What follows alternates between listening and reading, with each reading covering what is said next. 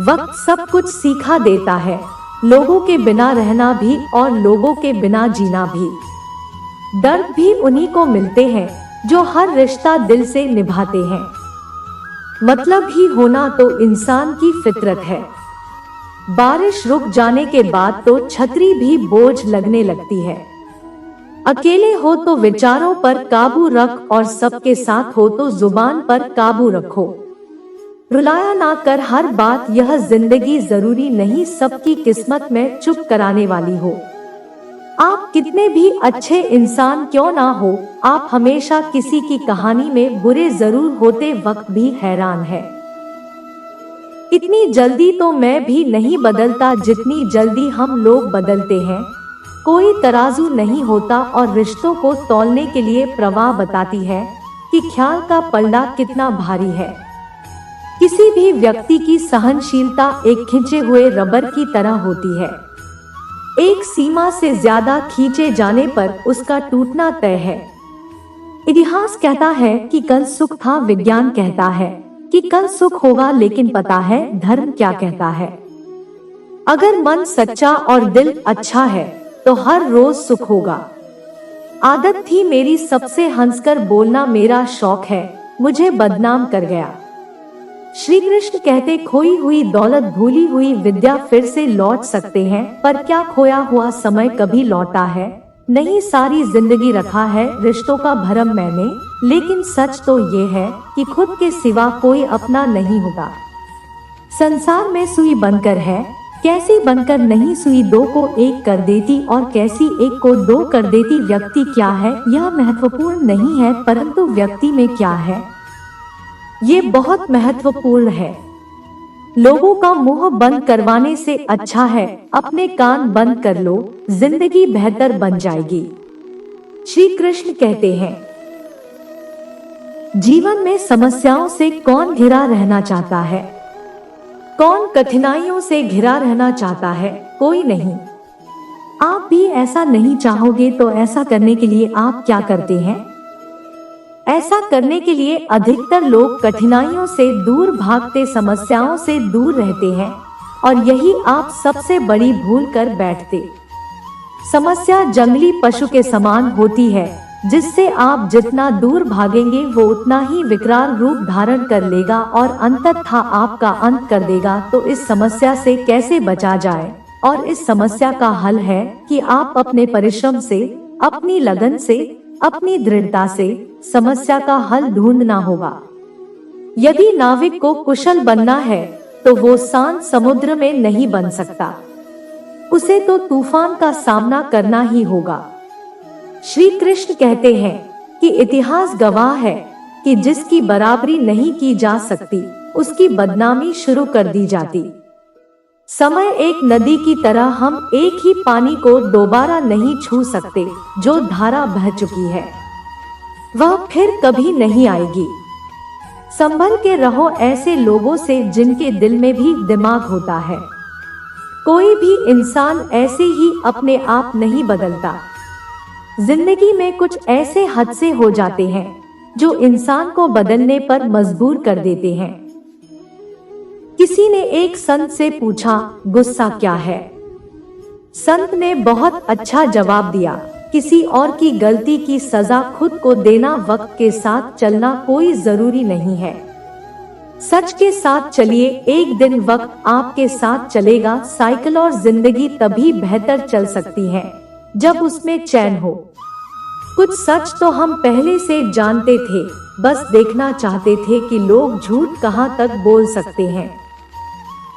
जब इंसान का स्वार्थ पूरा हो जाता है तब वहां आपसे मिलना तो दूर आपसे बोलना भी छोड़ देता है। मुश्किल वक्त का सबसे बड़ा सहारा है उम्मीद, जो एक प्यारी सी मुस्कान देखकर कानों में धीरे से कहती है, सब रख, सब अच्छा ही होगा। जरूरी नहीं हमेशा बुरे कर्मों की वजह से ही दर्द सैनिक को मिले। कई बार हद से ज्यादा अच्छे होने की कीमत चुकानी पड़ती। किस्मत और हालात दोनों जब साथ ना दे तो उनकी भी सुननी पड़ती है जिनकी कोई औकात नहीं होती। कोशिश आखिरी सांस तक करनी चाहिए। या तो लक्ष्य हासिल होगा या अनुभव। कहते हैं कि प्यार की शुरुआत आंखों से होती है। यकीन मानो प्यार की कीमत भी आंखों से ही चुकानी पड़ती है।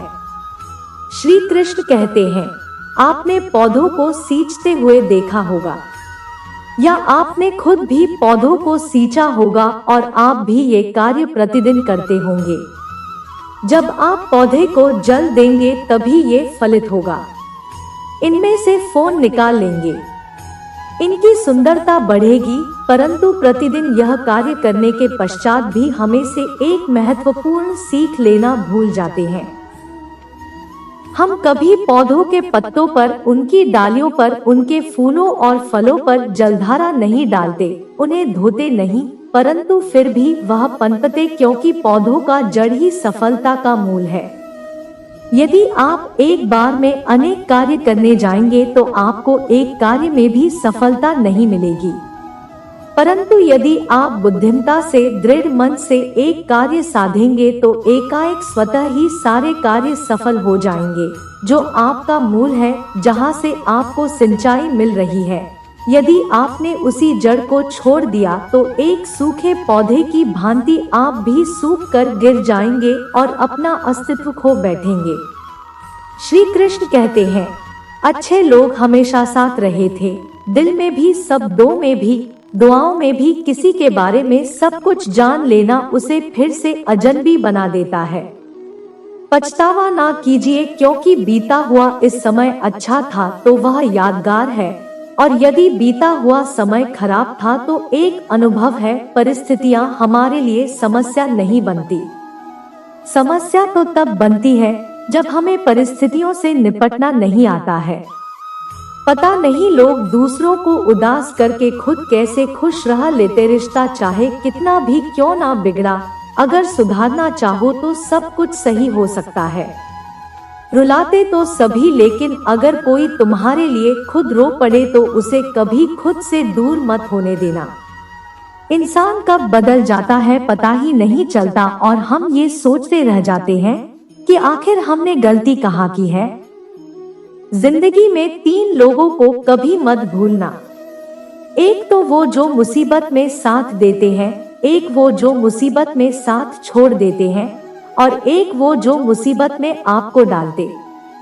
इसे बनाने के लिए क्या जरूरी है? मेहनत का हुनर। खुश रहना चाहते हो तो 5 बातों पर ध्यान दो। पहला, बीते हुए वक्त को भूल जाओ। दूसरा, वर्तमान में जियो। तीसरा, भविष्य की चिंता ना करो। चौथा, खुद की तुलना दूसरों से करना बंद कर दो। और पांचम, अपने काम को टालना बंद करो। ये आवश्यक है। श्री कृष्ण कहते हैं, हम सभी बचपन से ये सुनते आए हैं कि अच्छे मित्र हमारे जीवन को पूर्णतः परिवर्तित कर सकते हैं, परंतु कौन? जिनसे आप प्रश्न पूछें और वह मित्र बिना किसी पक्षपात के, भय रहित होकर, बिना किसी लालच के आपको उचित उत्तर दें।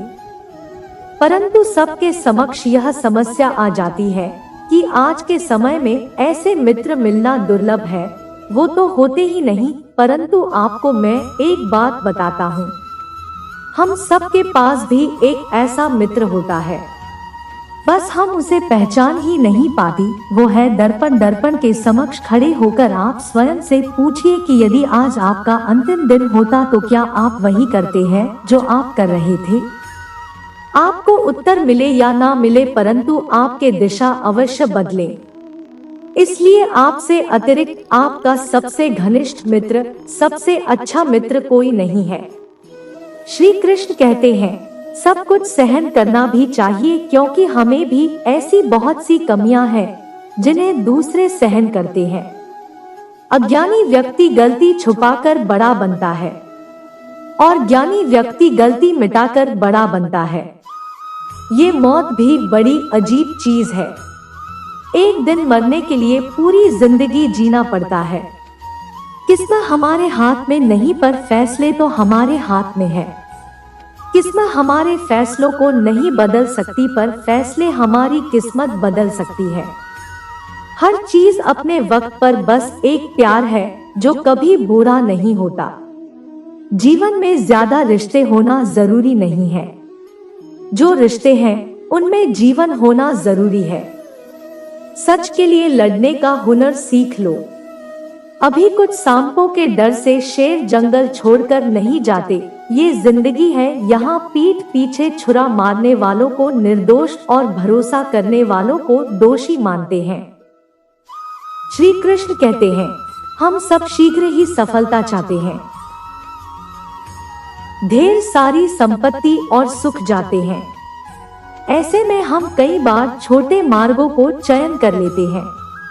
वो मार्ग जिनमें परिश्रम नहीं होता, जन्मे होता है तो केवल छल, कुटिलता और भाग्य का सहारा, जैसे कि जुआ। कोई जुए के खेल में धन लगाता है, कोई दाव लगाता है और यह भूल जाता है कि जुआ एक ऐसा दलदल है जिसमें एक बार गिरो तो सर्वनाश से पहले निकलना असंभव है। यदि आप जीतते हैं तो जीतने की भूख बढ़ जाएगी। यदि आप कुछ हार बैठे तो उसे पुनः पाने के लिए आप फिर से खेलेंगे। मनुष्य को ये आभास ही नहीं होता कि अपनी संपत्ति के साथ हो, अपनी मानवता, अपने संस्कार, अपने धर्म और अपना कर दायित्व सभी जुए की भेंट चढ़ा देता है। इसलिए कुछ पाना है तो परिश्रम से पाव। अगर कुछ जुए में जीता भी तो वो उतना ही जिक्र खो दोगे, क्योंकि उसे परिश्रम से नहीं पाया गया है और उसकी रक्षा करने के लिए आपके मन में स्वाभाविक प्रयास भी नहीं होंगे। एक गांव में काल से आदमी रहता था। वह कुछ काम धाम नहीं करता था, बस दिन भर निठल्ला बैठकर सोचता रहता कि किस तरह कुछ खाने को मिल जाए। एक दिन हुआ यूं ही, घूमते घूमते आम के एक बाग में पहुंच गया। वहां रसीले आमों से लदे कई पेड़ थे।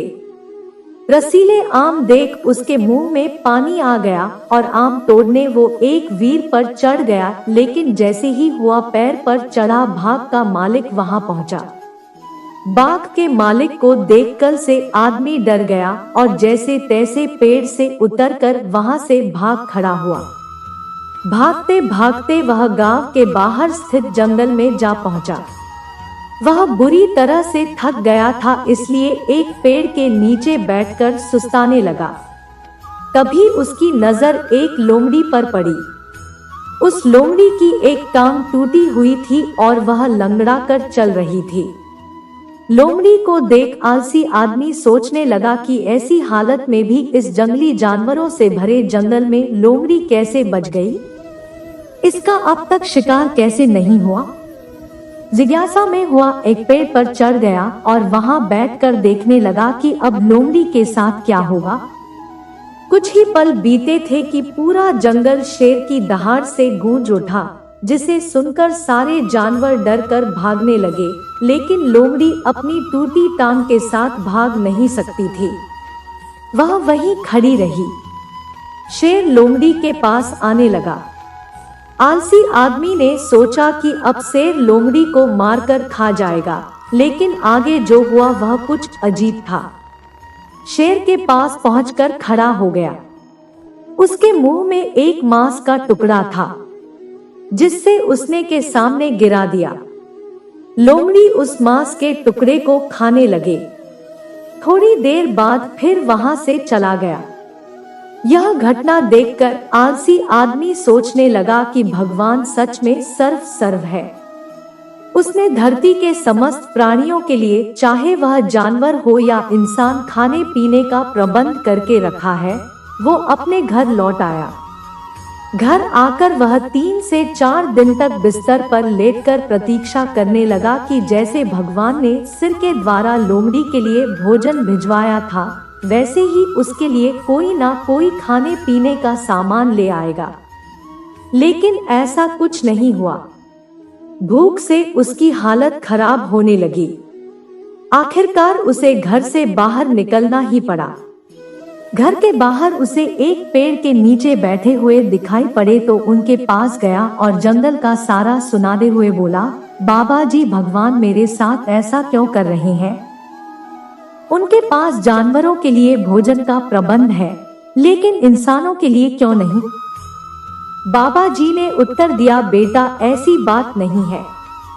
भगवान के पास सारे प्रबंध है दूसरों की तरह तुम्हारे लिए, लेकिन बात ये है वो तुम्हें सिर बनाना चाहते हैं।